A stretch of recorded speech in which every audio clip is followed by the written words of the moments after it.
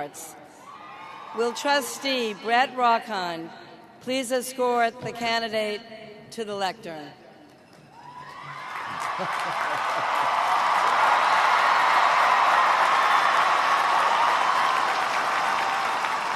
Taylor Swift, blazing singer-songwriter, producer, director, actress, pioneering and influential advocate for artists' rights, and philanthropist. You have brought joy and resolve to your hundreds of millions of fans throughout the world. One of the best-selling music artists in history, you have crossed genres, demographics, age groups, and borders of all kinds to touch lives around the globe. With 9 original studio albums, 2 re-recorded studio albums, 5 extended plays, 3 live albums, and 14 compilations, you have sold well over 100 million album units, earning awards and honors in every category. You have used the remarkable platform you earned to galvanize support for the Equality Act, to prevent discrimination on the basis of sexual orientation and gender identity. And you have spoken out, and you have supported initiatives to protect women and girls from harassment and sexual assault.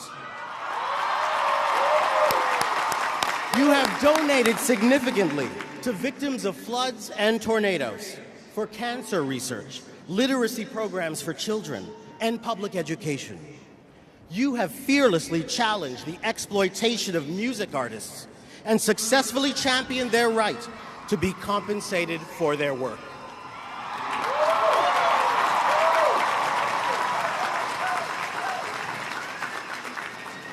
Taylor Swift.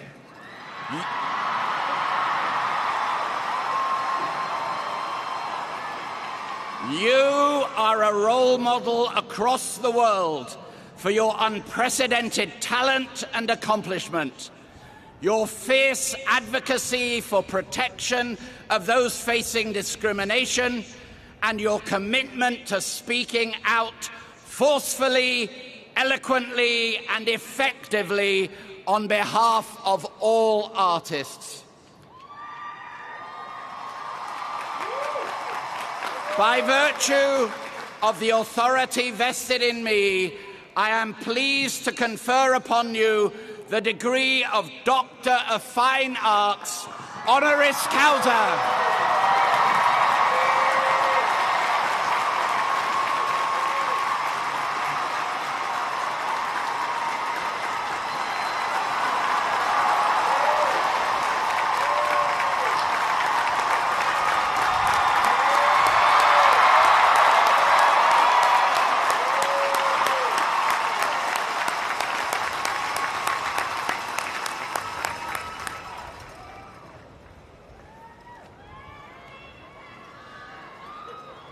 I am now pleased to introduce Taylor Swift, who will respond on behalf of the honorary degree recipients.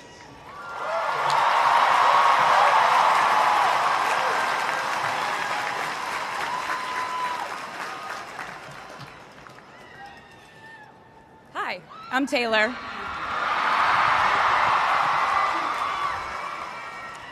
Last time I was in a stadium this size, I was dancing in heels and wearing a glittery leotard. This outfit is much more comfortable. I would like to say a huge thank you to NYU's Chairman of the Board of Trustees, Bill Berkeley, and all the trustees and members of the board, NYU's President Andrew Hamilton, Provost Catherine Fleming, and the faculty and alumni here today who have made this day possible. I feel so proud to share this day with my fellow honorees, Susan Hockfield and Felix Matos Rodriguez, who humble me with the ways they improve our world with their work.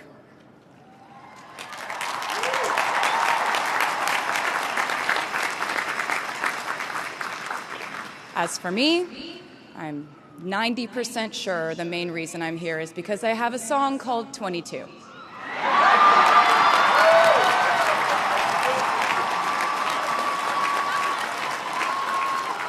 And let me just say, I am elated to be here with you today as we celebrate and graduate New York University's class of 2022.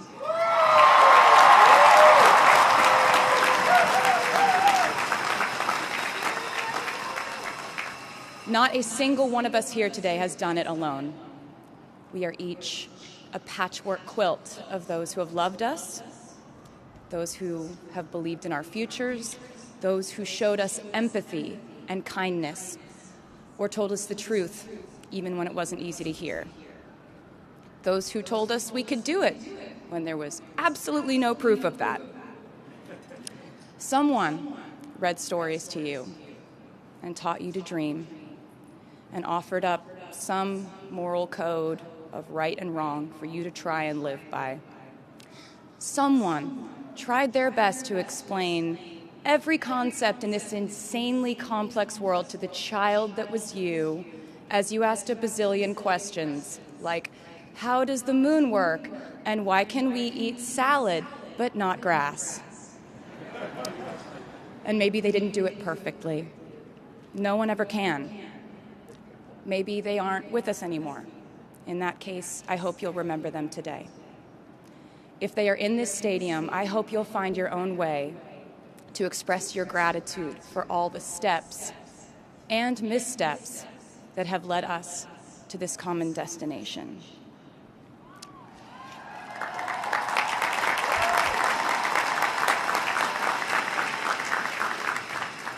I know that words are supposed to be my thing, but I will never be able to find the words to thank my mom and dad, my brother Austin, for the sacrifices they made every day so I could go from singing in coffee houses to standing up here with you all today, because no words would ever be enough.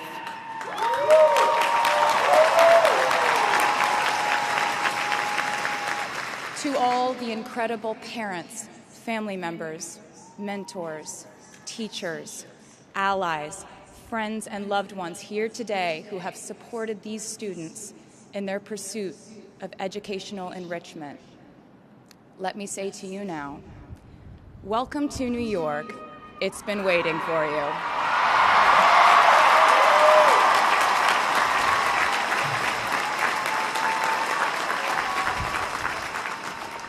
I'd like to thank NYU for making me, technically, on paper at least, a doctor.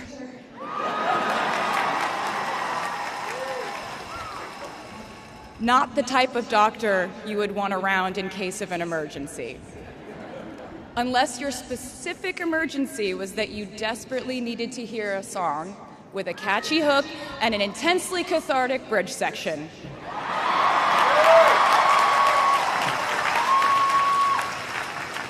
Or if your emergency was that you needed a person who can name over 50 breeds of cats in 1 minute.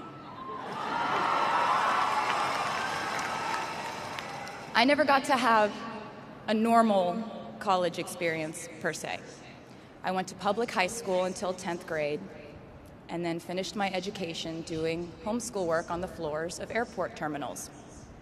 Then I went out on the road for radio tour, which sounds incredibly glamorous, but in reality, it consisted of a rental car, motels, and my mom and I pretending to have loud mother-daughter fights with each other during boarding so no one would want the empty seat between us on Southwest.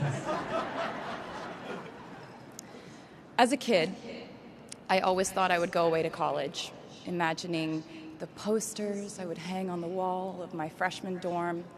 I even set the ending of my music video from my song Love Story at my fantasy imaginary college, where I meet a male model reading a book on the grass, and with one single glance, we realized we had been in love in our past lives.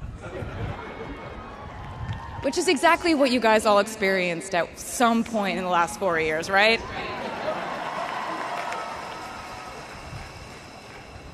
but I really can't complain about not having a normal college experience to you because you went to NYU during a global pandemic, being essentially locked into your dorms and having to do classes over Zoom. Everyone in college during normal times stresses about test scores. But on top of that, you also had to pass like 1,000 COVID tests. I imagine the idea of a normal college experience was all you wanted too. But in this case, you and I both learned that you don't always get all the things in the bag that you selected from the menu in the delivery service that is life. You get what you get. And as I would like to say to you wholeheartedly, you should be very proud of what you've done with it. Today, you leave New York University and then go out into the world searching what's next. And so will I.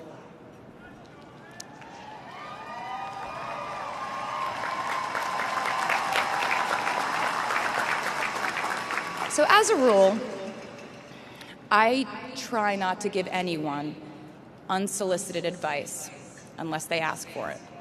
I'll go into this more later. I guess I have been officially solicited in this situation to impart whatever wisdom I might have to tell you things that have helped me so far in my life. Please bear in mind that I in no way feel qualified to tell you what to do. You've worked and struggled and sacrificed and studied and dreamed your way here today. And so you know what you're doing. You'll do things differently than I did them and for different reasons. So I won't tell you what to do because no one likes that. I will, however, give you some life hacks I wish I knew when I was starting out my dreams of a career and navigating life, love, pressure, choices, shame, hope, and friendship. The first of which is, life can be heavy, especially if you try to carry it all at once. Part of growing up and moving into new chapters of your life is about catch and release. What I mean by that is knowing what things to keep and what things to release. You can't carry all things, all grudges, all updates on your ex, all enviable promotions your school bully got at the hedge fund his uncle started. Decide what is yours to hold and let the rest go. Oftentimes, the good things in your life are lighter anyway, so there's more room for them. One toxic relationship can outweigh so many wonderful, simple joys. You get to pick what your life has time and room for. Be discerning. Secondly, learn to live alongside cringe. No matter how hard you try to avoid being cringe, you will look back on your life and cringe retrospectively.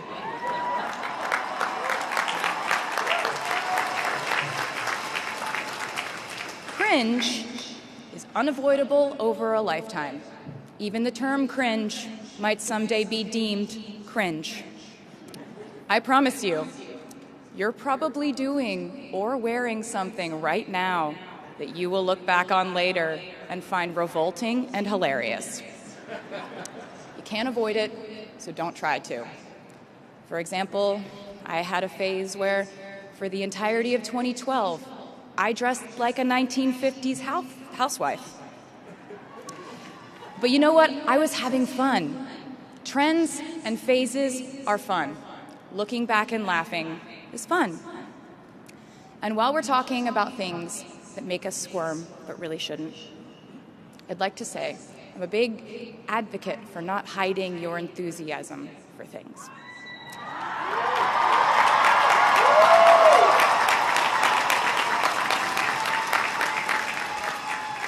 It's seems to me that there is a false stigma around eagerness in our culture of unbothered ambivalence. This outlook perpetuates the idea that it's not cool to want it, that people who don't try are fundamentally more chic than people who do. And I wouldn't know because I've been a lot of things, but I've never been an expert on chic, but I'm the one who's up here, so you have to listen to me when I say this. Never be ashamed of trying. Effortlessness is a myth. The people who wanted it the least were the ones I wanted to date and be friends with in high school. The people who want it the most are the people I now hire to work for my company.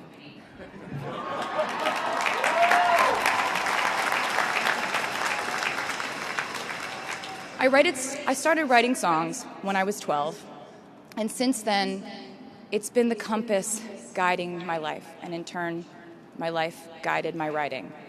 Everything I do is just an extension of my writing, whether it's directing videos or a short film, creating the visuals for a tour, or standing on a stage performing. Everything is connected by my love of the craft, the thrill of working through ideas and narrowing them down and polishing it all up in the end, editing, waking up in the middle of the night, throwing out the old idea because you just thought of a newer, better one, or a plot device that ties the whole thing together. There's a reason they call it a hook. Sometimes a string of words just ensnares me, and I can't focus on anything until it's been recorded or written down. As a songwriter, I've never been able to sit still or stay in one creative place for too long. I've made and released 11 albums, and in the process, I've switched genre from country to pop to alternative to folk. And this might sound like a very songwriter-centric line of discussion, but in a way, I really do think we are all writers. And most of us write in a different voice for different situations. You write differently in your Instagram stories than you do your senior thesis. You send a different type of email to your boss than you do your best friend from home. We are all literary chameleons, and I think it's fascinating. It's just a continuation of the idea that we are so many things all the time. And I know it can be really overwhelming figuring out who to be and when, who you are now, and how to act in order to get where you want to go. I have some good news. It's totally up to you. I have some terrifying news. It's totally up to you. I said to you earlier that I don't ever offer advice unless someone asks me for it, and now I'll tell you why. As a person who started my very public career at the age of 15, it came with a price. And that price was years of unsolicited advice. Being the youngest person in every room for over a decade meant that I was constantly being issued warnings from older members of the music industry, media, interviewers, executives, and this advice often presented itself as thinly veiled warnings. See, I was a teenager at a time when our society was absolutely obsessed with the idea of having perfect young female role models. It felt like every interview I did included slight barbs by the interviewer about me one day running off the rails. And that meant a different thing to every person who said it to me. So I became a young adult while being fed the message that if I didn't make any mistakes, all the children of America would grow up to be perfect angels. However, if I did slip up, the entire earth would fall off its axis, and it would be entirely my fault, and I would go to pop star jail forever and ever. It was all centered around the idea that mistakes equal failure, and ultimately, the loss of any chance at a happy or rewarding life. This has not been my experience.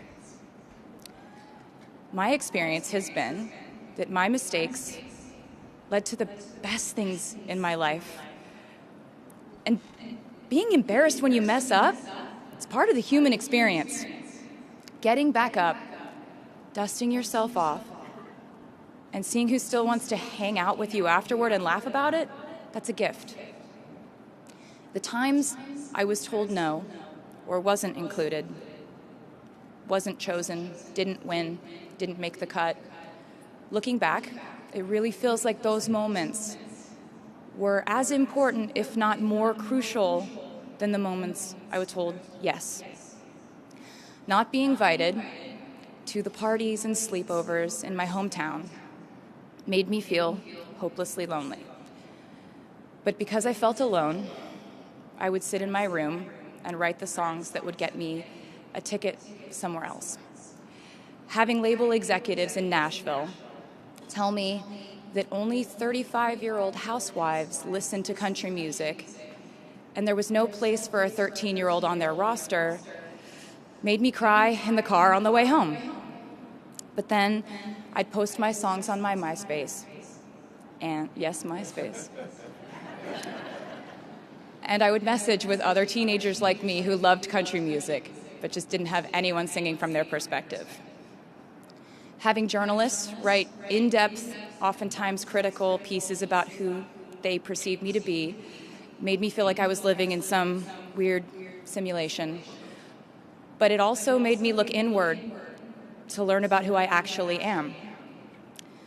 Having the world treat my love life like a spectator sport in which I lose every single game was not a great way to date in my teens and 20s.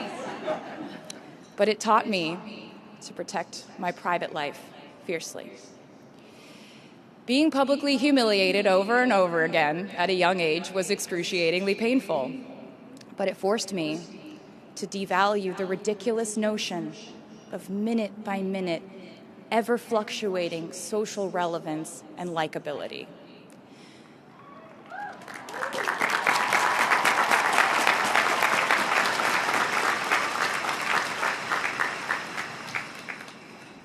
Getting canceled on the internet and nearly losing my career gave me an excellent knowledge of all the types of wine.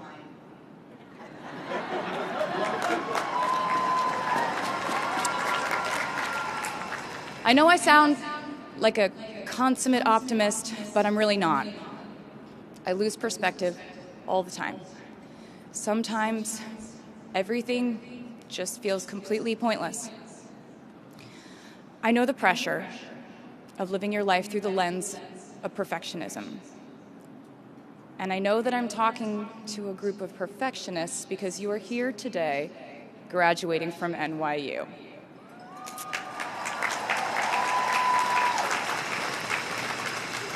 So this might be hard for you to hear. In your life, you will inevitably misspeak, trust the wrong person, underreact, overreact, hurt the people who didn't deserve it, overthink, not think at all, self-sabotage, create a reality where only your experience exists, ruin perfectly good moments for yourself and others, deny any wrongdoing, not take the steps to make it right, feel very guilty, let the guilt eat at you, hit rock bottom, finally address the pain you caused, try to do better next time, rinse, repeat.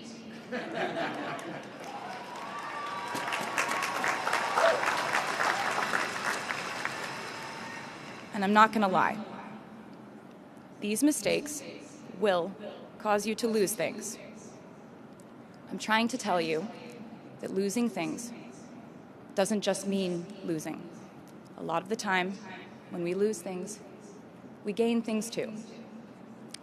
Now you leave the structure and framework of school and chart your own path.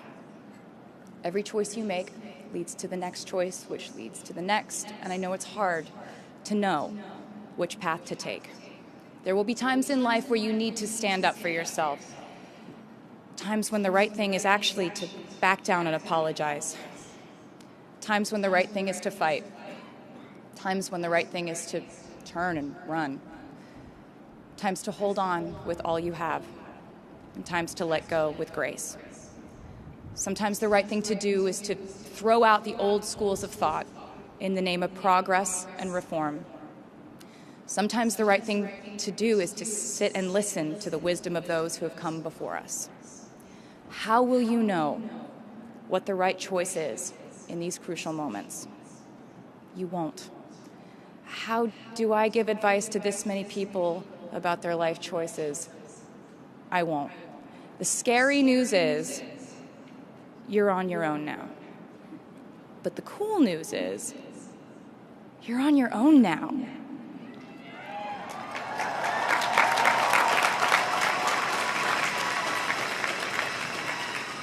I leave you with this. We are led by our gut instincts, our intuition, our desires and fears, our scars and our dreams. And you will screw it up sometimes. So will I. And when I do, you will most likely read about it on the internet. Anyway, hard things will happen to us. We will recover. We will learn from it. We will grow more resilient because of it. And as long as we are fortunate enough to be breathing, we will breathe in, breathe through, breathe deep, and breathe out. And I am a doctor now, so I know how breathing works. I hope you know how proud I am to share this day with you. We're doing this together, so let's just keep dancing like we're the class of 22.